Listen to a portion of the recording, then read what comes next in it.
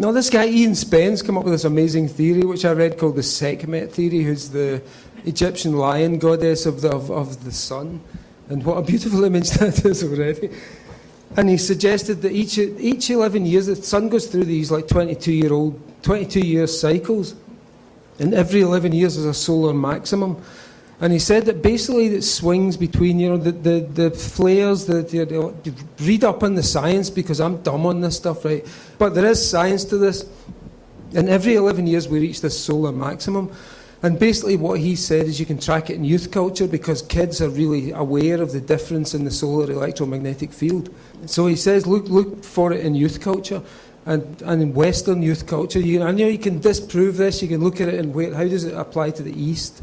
How does it apply to times before teenage culture? But as a guide to teenage culture, it's really brilliant.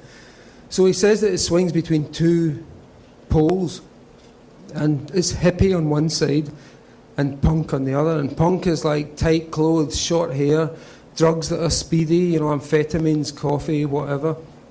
Songs are short, songs are violent, songs are about current events. Then you get this hippie thing where suddenly clothes get longer, men start to wear beards, the hair is longer, the songs are more free form and psychedelic.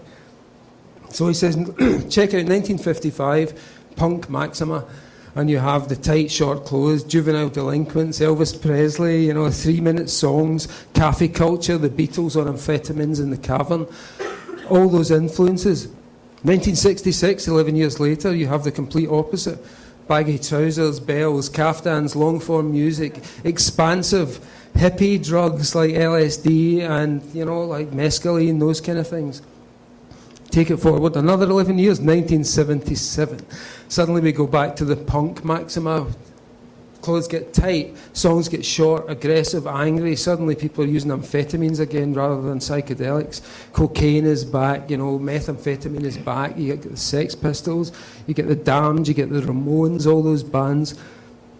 Spin it forward again, 1988, you go back to a psychedelic maximum. In Britain, we had the Stone Roses, we had baggy clothes back again, we had long hair. In America, you guys had grunge, the long hair, the psychedelic overtones of people like Nirvana and Soundgarden and all those bands.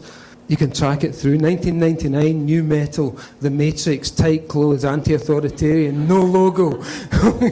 Honestly, you just follow this thing. And Spence, the guy who came up with the theory, he didn't get past 1988, but his broad predictions of how it would look, he said it would be an imperial youth, and he called them stormers. And think of the image of the Matrix and of Neo, and at that time, the way the comedy went from being surrealistic. You had Jim Carrey, we had all those very surrealist shows in Britain, and it went suddenly to really dark, satanic comedy, black hole comedy. So it's a really fun parlour game to play. And you can track comedy through it, you can track movie heroes through it, you can track comic books through it. And there may well be something into it.